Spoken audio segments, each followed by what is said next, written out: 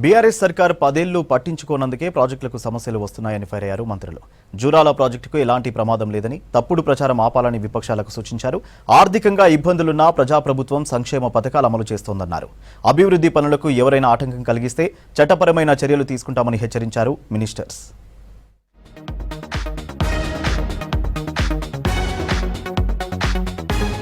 పదేళ్ల పాలనలో బీఆర్ఎస్ సర్కార్ ఇరిగేషన్ శాఖను భ్రష్టు పట్టించిందని విమర్శించారు ఇరిగేషన్ మినిస్టర్ ఉత్తమ్ కుమార్ రెడ్డి. ప్రాజెక్టుల నిర్వహణను కూడా పట్టించుకోలేదని ఆరోపించారు. కాళేశ్వరం ప్రాజెక్టులో కమిషన్ల కోసం బీఆర్ఎస్ నాయకులు కక్కుర్తి పడ్డారని ఫైర్ అయ్యారు. ఉమ్మడి మహబూబ్ నగర్ జిల్లాలో పర్యటించిన ఉత్తమ్ స్థానిక మంత్రి వాకిటి శ్రీహరితో కలిసి జూరాల ప్రాజెక్టు, ర్యాలపాడు ప్రాజెక్టును సందర్శించారు. భారీ వాహనాలను జూరాలపై నడపడం సేఫ్టీ కాదని గతంలోనే నిర్ధారించిన బీఆర్ఎస్ పట్టించుకోలేదన్నారు ఉత్తమ్. ఈ రాష్ట్ర వ్యాప్తంగా ఉన్న పాత ప్రాజెక్టులన్నిటికీ 10 ఏళ్ల టీఆర్ఎస్ ప్రభుత్వంలో మినిమం మెయింటెనెన్స్ చేయలేదు. వాళ్ళు కాళేశ్వరం ప్రాజెక్టులో కమిషన్ల కకృతి కోసం పనిచేసే తప్పితే ఈ ప్రాజెక్టులు మెయింటైన్ చేయలేదు.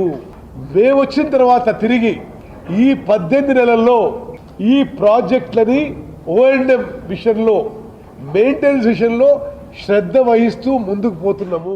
డ్యామ్ కు అనుసంధానంగా మరో బ్రిడ్జికి 100 కోట్లు మంజూరు చేస్తున్నామని చెప్పారు. జూరాల ప్రాజెక్టుపై ప్రతిపక్షాలు అసత్య ప్రచారం చేస్తూ రైతులు, ప్రజలను అభద్రతకు గురి చేస్తున్నాయని ఫైర్ అయ్యారు వాకిటి శ్రీహరి.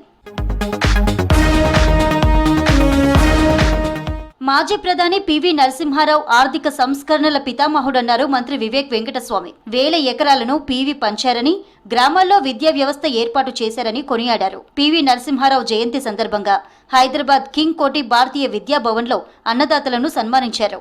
ఈ కార్యక్రమాన్ని పివి నరసింహారావు చారిటబుల్ ట్రస్ట్ నిర్వహించింది. 1991 పివి గారు is taking retirement, so he went abroad for his bypass surgery and all, and when he came back, because he was considered to be one of the most intellectual persons in those days, everybody thought he was the best person to become the prime minister of this country. So he became the prime minister, and he was able to see that the reforms were implemented successfully, and this country went on to the growth path.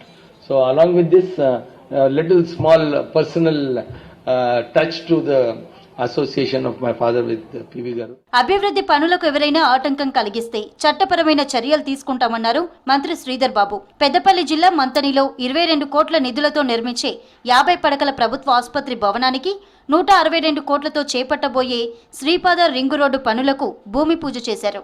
నిరుద్యోగులకు ఉపాధి కల్పించేందుకు industrial street ఏర్పాటు చేసేందుకు కృషి చేస్తామన్నారు. 22 కోట్ల రూపాయల నిధులతో 50 పడకల ఆసుపత్రి నిర్మాణం చేపట్టడం జరిగింది. ముఖ్యమంత్రి రేవంత్ రెడ్డి గారు పెద్దపల్లి పర్యటన సందర్భంలో ఈ హాస్పిటల్ నిర్మాణానికి శంకుస్థాపన చేయటం, దామోదర్ రాజనరసింహ గారి వారి సహకారంతో ఈరోజు మనము ఈ 50 పడకల ఆసుపత్రి నిర్మాణాన్ని చేసుకోబోతా ఉన్నాం. పనులు నడుస్తూ ఉన్నాయి. 1 సంవత్సర కాలంలోపనే పూర్తి స్థాయిలో ఈ హాస్పిటల్ నిర్మాణ కార్యక్రమాలు మేము చేపడతా ఉన్నాం. బీఆర్ఎస్ ఇచ్చిన ఉద్యోగాలపై శ్వేతపత్రం విడుదల చేసే దమ్ము హరీష్ రావుకి ఉందా అని సవాల్ చేశారు మంత్రి అడ్లూరి లక్ష్మణ్. ఒక్క ఉద్యోగికైనా కేసీఆర్ నియామక పత్రం ఇచ్చారా అని ప్రశ్నించారు. నిరుద్యోగులపై మాట్లాడే హక్కు బీఆర్ఎస్ నేతలకు లేదన్నారు. మంత్రిగా బాధ్యతలు చేపట్టిన తర్వాత మొదటిసారి కోరుట్లలో పర్యటించారు అడ్లూరి. కోరుట్ల నియోజకవర్గ కాంగ్రెస్ ఇన్ఛార్జి జువాడి నరసింగారావు ఆధ్వర్యంలో మంత్రికి ఘన స్వాగతం పలికారు కార్యకర్తలు. ఈ రోజు కాంగ్రెస్ పార్టీ ప్రజాపాలన ఇంద్రమ రాజ్యంలో పట్ల గౌరవ ముఖ్యమంత్రి గారి యొక్క నేతృత్వంలో పట్ల ఎవ్వరు కూడా 18 నెలల్లో 59,000 ఉద్యోగాలు ఇచ్చిన ప్రభుత్వం ఏదైనా ఉంటే దమ్ము ధైర్యం ఉంటే చెప్పమనండి. హరీష్ రావు గారు, బీజేపీ 2014 నుంచి 18 నుంచి 23 వరకు. ఉమ్మడి మెదక్ జిల్లా ఇన్ఛార్జి మంత్రి వివేక్ వెంకటస్వామిని హైదరాబాద్ సోమాజిగూడలోని నివాసంలో మర్యాదపూర్వకంగా కలిశారు పటాన్చెరు కాంగ్రెస్ ఇన్ఛార్జి కాట శ్రీనివాస్ గౌడ్. పటాన్చెరు సెగ్మెంట్లోని సమస్యలను వివరించి పరిష్కరించాలని కోరారు.